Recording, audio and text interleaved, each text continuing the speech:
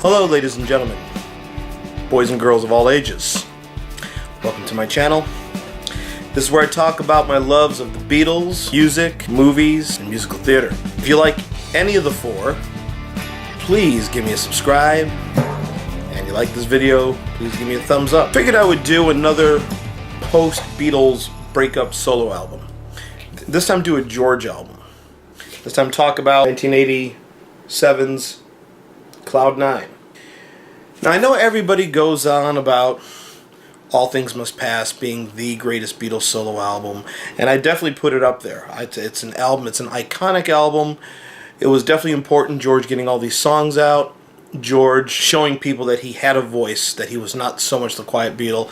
Definitely iconic album. But over the last several years I've been actually reaching for this one, for Cloud 9. Either my vinyl copy or the remastered CD. And I really come to think that this is actually his greatest solo album.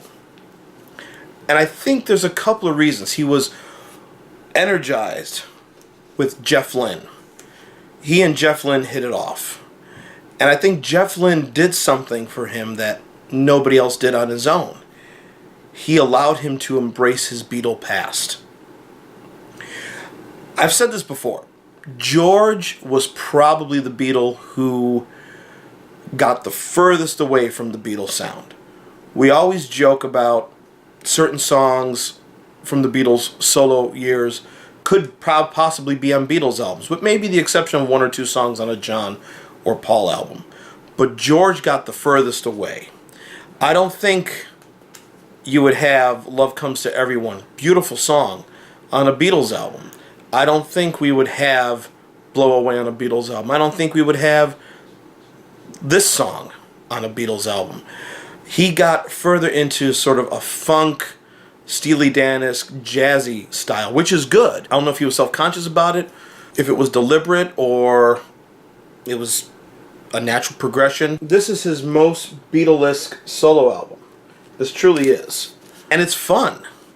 This just got great song after great song after great song. The title track, Cloud 9. That's what it takes. Probably my favorite song on the album because I love the chord change as it goes into the pre-chorus right before the actual chorus. Fish on the Sand. He's breaking out the 12-string. A lot of these songs are personal, you know. This Is Love, one of my favorite tracks on this album. When We Was Fab, he's really taking a nostalgic look back at the 60s, tongue sort of in cheek.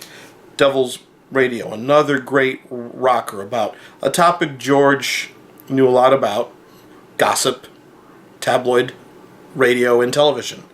Someplace Else, another beautiful track. And again, I love the chord change right before it goes into the chorus. Wreck of the Hesperus, which is sort of autobiographical, basically saying, I'm here, guys. I'm here to stay. And then, of course, the big hit from the album, the cover of I Got My Mind Set on You. Who would have thought he would have had a #1 song at this stage? Who would have thought he would have had a #1 song again? And he's on MTV, he's giving interviews, and he just seemed like he was having such a great time. And again, I have to credit Jeff Lynne. Jeff Lynne really helped him, I think, on this album. A lot of great guests on here. Eric Clapton, of course, giving some great guitar. Jim Keltner on drums, and Ringo on drums on some tracks. Elton John plays keyboards on a lot of tracks. Jim Horn on sax. Gary Wright, of course, on keyboards as well. And, of course, Jeff Lynne and George Harrison. Perfect album from beginning to end. Perfect album. I cannot find a fault with this album. And some of the other George stuff, even his stuff in the 70s, I could say is good but flawed. I like Extra Texture. It's not perfect. I like Extra Texture. I like 33 1/3. It's not perfect, but I like it. The George Harrison album, self-titled, I like it. Somewhere in England and Gone Troppo were always kind of, need to release an album, so here we go. Didn't seem like he was trying.